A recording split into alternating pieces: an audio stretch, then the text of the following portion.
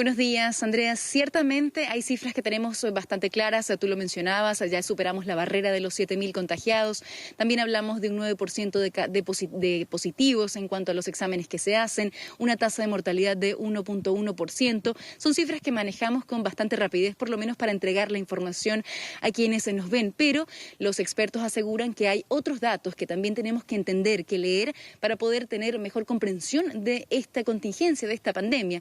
Conversamos de inmediato con el doctor Rodrigo Blamey, infectólogo de la Clínica Las Condes. Doctor, muy buenos días. Sobre estos datos, ¿cuáles son los que nos falta leer para entender mejor el tema del COVID-19 en Chile? Hola, muy buenos días.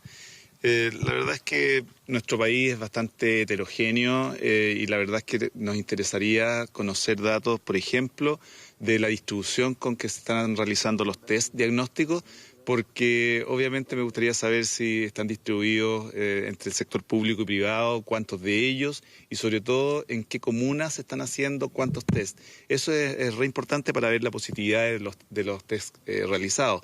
No es lo mismo tener una positividad X en comunas como por ejemplo del Barrio Alto, Las Condes, Vitacura o Lo Barnechea, y poder comparar cuántos test se están haciendo en comunas del sector bajo, por ejemplo, Puente Alto, San Miguel, San Joaquín, que sabemos que son comunas que tienen incidencias también elevadas y es importante saber cómo se está distribuyendo la epidemia.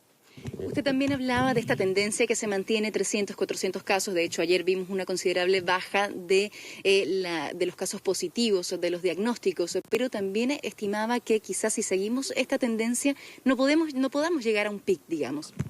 Sí, yo creo que con el aumento lineal de casos que tenemos, alrededor de 400 casos diarios en promedio, no vamos a tener un pic, pero yo creo que eso es muy positivo porque en la medida que nosotros tengamos esta tendencia lineal, probablemente el sistema de salud va a poder responder en forma adecuada a las necesidades de los casos. Si tuviéramos pic, que sería un aumento exponencial de casos nuevos, obviamente el sistema de salud podría no dar abasto. Nosotros también caemos en estas comparaciones, lo conversábamos fuera de cámara, generalmente ponemos a Chile como un ejemplo de acuerdo a las tasas que nos acompañan favorablemente por la baja mortalidad, entre otros, pero también comparamos mucho en los momentos epidemiológicos, algo que usted dice que es completamente errado. Sí. La verdad es que hay comparaciones que hemos visto en estos días de la situación y los datos de Chile versus lo que ocurre en diferentes países sudamericanos o europeos, por ejemplo, y la verdad es que son momentos epidémicos muy diferentes. Cuando Italia, por ejemplo, o Estados Unidos comenzaron a testear en forma masiva, ellos ya tenían la epidemia instalada, con mucha población ya contagiada. No es el caso de Chile y por lo tanto hay que tener esas precauciones al hacer comparaciones. Usted hablaba también, doctor, de la necesidad que tenemos de conocer este testeo que se hace en distintas comunas, justamente para entender mejor, para darle una mejor lectura a esta pandemia. Ahora bien, pudiéramos estar hablando también de casos, por ejemplo, de muertes por neumonía que no estarían contabilizadas en este sistema justamente por la falta de testeo. Para poder afirmar eso, sospechar eso, tendríamos que conocer si todos los hospitales grandes, por lo menos de referencia, cuentan con el test diagnóstico, algo que yo entiendo que sí lo tienen.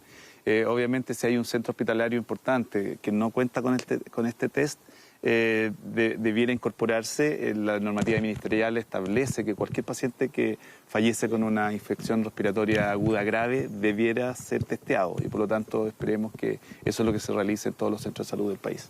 Muchísimas gracias, doctor, por su tiempo y también por sus apreciaciones al respecto a esta pandemia que nos tiene bastante preocupados justamente por el posible pic o esta tendencia que se podría mantener por los próximos meses, Andrea.